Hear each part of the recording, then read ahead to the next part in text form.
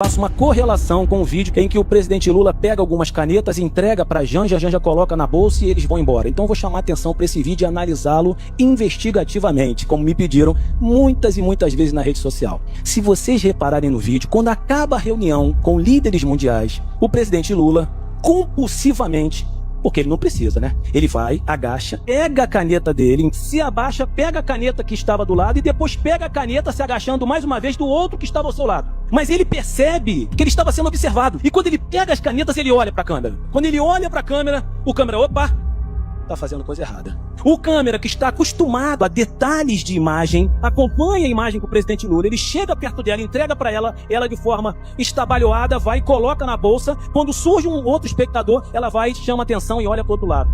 E sabe por quê que ela coloca sem olhar? Porque com certeza ela pediu essas canetas a ele. Por que ela coloca uma coisa na bolsa sem saber o que é? Podia ser um frasco aberto que ia sujar as coisas dela, um batom. Podia ser uma coisa que não se colocasse em bolsa. Podia ser uma coisa de geladeira. Podia ser qualquer coisa. Podia ser um mate, uma água. E aqui eu respondo às pessoas da minha rede social.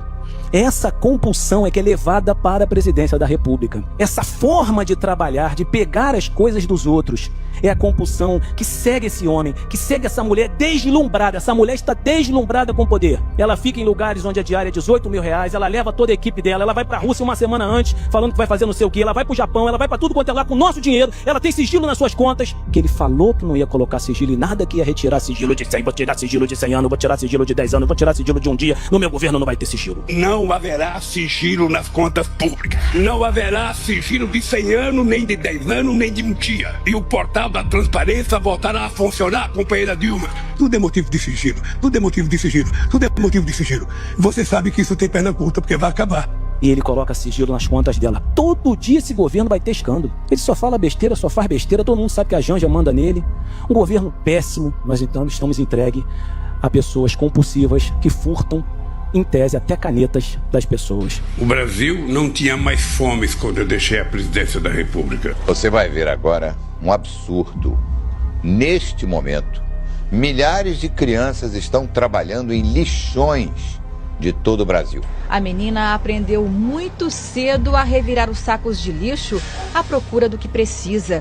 A comida que a pequena catadora encontra logo é dividida com os irmãos. De acordo com a pesquisa nacional por amostra de domicílios realizada pelo IBGE, cerca de 52 milhões de brasileiros experimentam situação de insegurança alimentar. Os números representam o pior índice dos últimos 10 anos. Tenho que mentir, é preciso mentir. O político tem que mentir. Porque sempre é mais fácil acreditar numa mentira.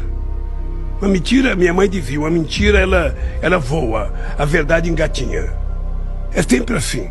Sabe quando foi que a Anvisa aprovou a primeira vacina contra a Covid? No dia 19 de janeiro de 2021. Sabe quando o primeiro brasileiro tomou a vacina? No dia 19 de janeiro de 2021, no mesmo dia. Eu falei aqui da vacina da dengue. Sabe quanto é que a Anvisa aprovou? A Anvisa aprovou em março de 2023. Sabe quando é que começou? Em fevereiro de 2024. Agora vem a vacina do vírus sincicial respiratório. Não é? A vacina do vírus sincicial respiratório causa bronquiolite, que afeta muito os idosos e as criancinhas. E que as criancinhas a gente vacina a gestante. Foi aprovada a vacina. A primeira foi aprovada em dezembro de 2023. A segunda, que é para gestantes, foi aprovada em abril de 2024. Sabe quando começou a campanha?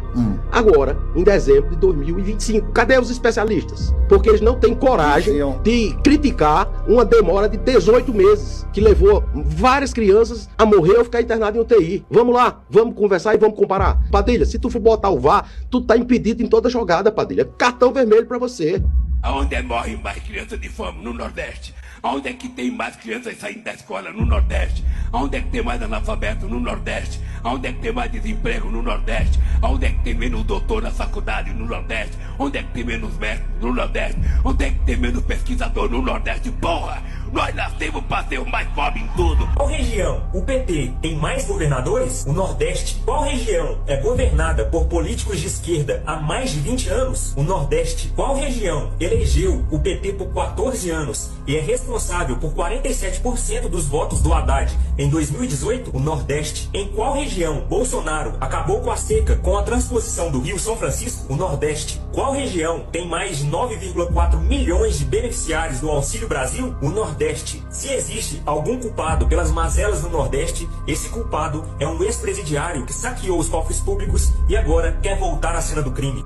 É como se o presidente Lula tivesse herdado o paraíso e tivesse agora com problemas nas contas. Não, o presidente Lula herdou um inferno no campo fiscal depois de 7 anos de governo de direita e extrema-direita. Ah, sim não, né, Haddad? Sabe qual é o problema dessa fala? É que ela não resiste a uma leitura minimamente honesta dos números. Vamos começar pelas estatais. Quando Lula assumiu o governo no 3º mandato, as empresas estatais estavam em sua maioria no azul. Em 2022, o último ano do governo Bolsonaro, o conjunto das estatais registrou lucro de 6 bilhões. A partir de 2023, esse resultado mudou completamente. O lucro virou prejuízo de 2,3 bilhões no primeiro ano do governo Lula. Em 2024, o rombo avançou para cerca de 8 bilhões. Em 2025, o prejuízo se manteve na mesma ordem, em 8,3 bilhões. O caso mais emblemático é o dos Correios. A empresa saiu de um lucro mais de 6 bilhões para um prejuízo superior de 4 bilhões e precisou recorrer ao empréstimo de mais de 20 bilhões para continuar operando. Se aquilo era um inferno fiscal, qual o nome que a gente então dá para o cenário atual, hein, Haddad? Vamos passar agora para os gastos do governo. No último ano do governo Bolsonaro, o déficit nominal, a diferença entre tudo aquilo que o governo arrecada e tudo aquilo que o governo gasta, incluindo juros, girava em torno de 500 bilhões. 3 anos depois, esse número dobrou, passando os mais de 1 trilhão em déficit nominal. Não foi por acaso. Não houve corte estrutural de supersalários, as emendas parlamentares bateram recordes, os gastos fora do arcabouço fiscal se expandiram e muito, e a criatividade contábil voltou a substituir a disciplina dos gastos. E os juros? Sempre atribuídos ao governo passado. No início de 2023, no início do governo Lula, a Selic estava em 13,25%. Alta, é verdade. Só que quase 3 anos depois, ela não apenas não caiu, como voltou a subir e agora atingiu 15%. Isso que o governo Lula fez. E por fim, a dívida pública. O Bolsonaro entregou o país com a dívida bruta em torno de 71% do PIB. Quase 3 anos depois, esse número aí já caminha e ultrapassa os 78%. De novo, se aquilo era o inferno, o que a gente pode chamar agora? As narrativas podem funcionar no discurso, mas em política fiscal, Haddad, quem manda são os números. E eles contam uma história bem diferente dessa sua versão.